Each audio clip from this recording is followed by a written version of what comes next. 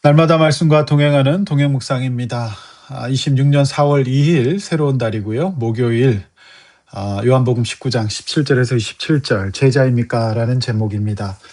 성도 여러분, 고난주간의 목요일 예수님께서 십자가에 달리신 것을 기념하는 날입니다. 십자가형이란 로마 당국의 가장 잔혹한 형벌 방식으로 단순한 사형 방식이 아니었고 극심한 고통과 수치를 주는 사법 역사상 최악의 형벌로 보통 시민권자들에게는 적용되지 않았고 반역죄와 같은 죄를 저지른 피지배국의 국사범에게 적용함으로써 노예의 형벌이라고 불리기도 했습니다. 이 형벌은 300년이 지나서 기독교가 로마의 국교로 인정되면서 폐지되게 됩니다.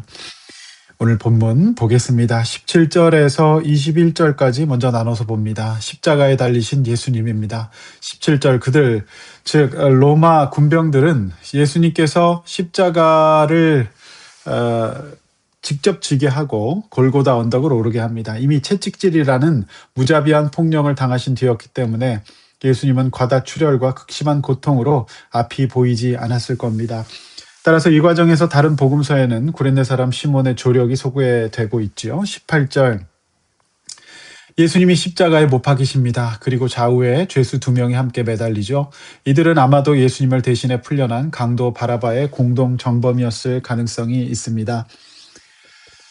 이 역시 다른 복음서인 누가복음은 그들 중 한 사람이 예수님께 당신의 나라가 임할 때 나를 기억하소서라고 말했고 그들이 나와 함께 낙원에 있으리라고 말씀하신 것도 기록되어 있습니다. 이처럼 예수님의 십자가는 죄인들을 위한 대속의 십자가였던 겁니다. 19절 말씀 요한복음 빌라도가 패를 썼다고 하지 죄인의 패를 썼다고 기록하지 않습니다. 끝까지 알량한 자신의 책임이 없다는 보신을 하는 초라한 행동이었던 겁니다. 그 패에는 나세렛 예수 유대인의 왕이라고 적혀 있었습니다. 20절 특이하게도 이 패에 3개국의 언어가 적혀 있었다고 기록됩니다. 히브리어, 아람어를 말하죠. 유대인들이 썼던 말이죠. 그리고 로마, 이게 라틴어인데 로마 정부의 공식 공용어입니다. 그리고 헬라어, 당시 일반적인 소통 언어로 기록되었다라고 합니다. 21절 이것이 유대 종교 지도자들은 당연히 마음에 들지 않습니다. 예수가 유다인의 왕이라는 것을 받아들이지 않으니 거기에 붙여마여 자칭이라는 말을 써달라 이렇게 말합니다. 그러나 22절에서 빌라도는 지배국의 총독이므로 자신이 쓸 것을 썼다면서 어떤 자존심을 내세웁니다.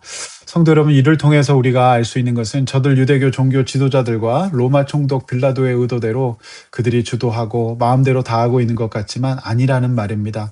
저들의 알량한 정치적 머리와 형식, 권능이 커 보이고 승리한 것 같지만 하나님의 아들 예수 그리스도, 인류의 구원자 예수 그리스도는 지금 분명히 온 세상을 상징하는 당시로서는 전 세계로 일컬음 받고 있었던 유대, 로마, 헬라의 하나님의 아들 예수로 삼위일체 하나님으로 공식 기록되었다는 것입니다. 우리의 청과 민원이 좌절될 수 있습니다. 주일 말씀처럼 포도주가 떨어질 수도 있습니다. 원하는 대로 판이 굴러가지 않을 수 있습니다. 또 십자가에 달린 것 같은 수치와 죽음을 경험한 사람일 수도 있습니다. 그러나 우리는 믿습니다. 당하는 게 아니라 하나님이 지금도 주관하고 계십니다.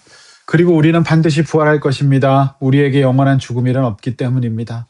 돌이켜보면 모두 부활로 귀결될 겁니다. 승리할 겁니다. 그러므로 광야와 같은 인생에서 믿어야 합니다. 내가 아무것도 할 수 없는 것 같은 십자가의 상황에서도 하나님께서는 내 인생을 주관하고 계신다는 것을 믿어야 합니다. 우리 예수님께서 먼저 당하시고 십자가를 지시고 걸어가시고 부활하셨기에 우리는 절대 혼자가 아닌 것입니다. 오늘 이 시간에 성령님께서 나와 함께 해주심을 믿고 하나님께서 승리할 것을 믿는 오늘 이 새벽 될 수 있도록 기도하시길 바랍니다. 23절에서 27절 십자가 위에서 예수님의 간절한 부탁이 나오고 있습니다. 23절 당시 로마 군인들은 흔치 않은 십자가형을 당한 사람들의 옷을 기념품으로 취했는데 통으로 짠 것이 아니었습니다. 그래서 나누기가 애매합니다. 24절 찢지 말고 제비 뽑아서 몰아주자 이렇게 말합니다. 이는 시편 22편 18절 내 겉옷을 나누며 속옷을 제비 뽑나이다는 말씀이 이루어진 순간이었습니다. 지금의 우리로서는 이해할 수 없지만 과거 고대 국가에서는 전쟁에 패하면 승리한 사람들은 이 패전국의 장수의 옷과 속옷을 벗기고 나누어 가짐으로써 수치를 주었던 풍습을 따른 것으로 보입니다.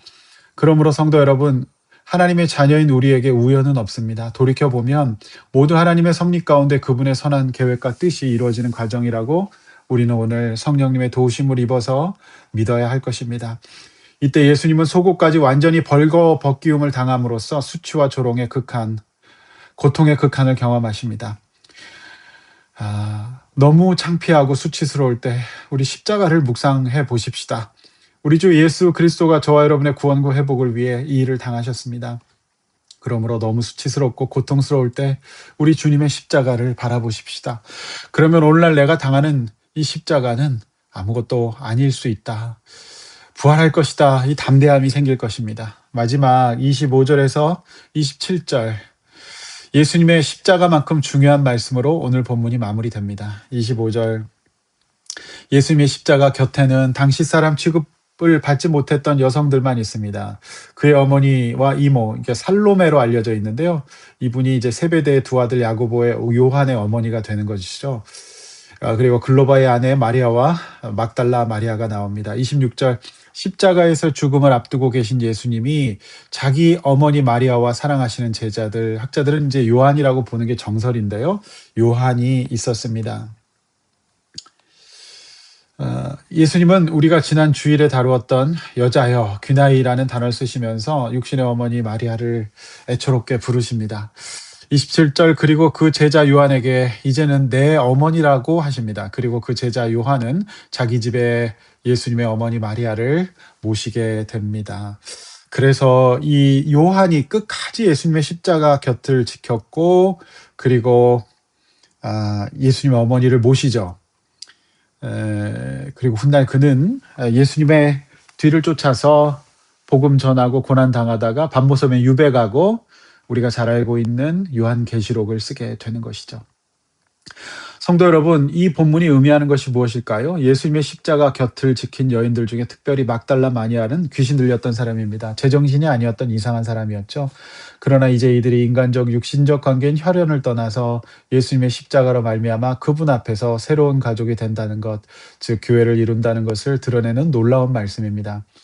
그러므로 자고로 성도란, 그리스도인이란 육신의 혈연을 넘어서는 자기 집에 누군가를 모심으로 이렇게 예수 안에 형제자매가 될 수 있는 사람을 뜻합니다. 예수님은 그 고통의 십자가 위에서 이제 자신 없는 세상에 보혜사 성령님을 보내심으로 새로운 가족, 주 안에서 용서받고 온전해지며 막달라 마리아와 같은 이들과 함께할 수 있는 사랑의 공동체, 교회를 이루실 것을 부탁하셨던 겁니다.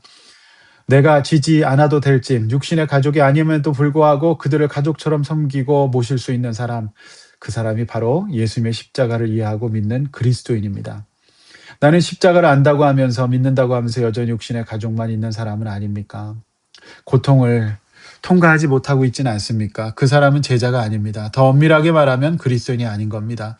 오늘 이 아침 예수님의 부탁을 들어드리고 누군가 버림받은, 상처받은, 귀신 들렸던 자들일지라도 사랑하고 섬길 수 있는 그리스도인이 되게 해달라고 성령님의 도우심을 구하십시다. 기도하시겠습니다. 하나님 아버지, 예수님의 십자가에 막달라 마리아와 같은 자들이 함께 했습니다. 그리고 이제 그 제자 요한은 이 예수님의 십자가 곁을 지키고 그것을 요한복음으로 기록하고, 그리고 훗날 우리 주님 다시 오실 요한계시록을 기록하는 것입니다. 하나님 아버지, 우리 그리스도인 되게 하여 주시옵소서. 그것은 이제 우리의 육신의 가족뿐만 아니라 주 안에서 한 형제자매 이루고 누군가 상실에 빠진 자들, 그리고 잃어버린 자들, 귀신 들렸던 자들과 함께 주 안에서 사랑의 공동체를 이루고 우리 주님을 모심으로 주 안에서 새로운 가족을 이루는, 교회를 이꾸는, 교회를 세우는 그런 제자 되게 하여 주시옵소서. 예수님의 이름으로 기도하옵나이다. 아멘.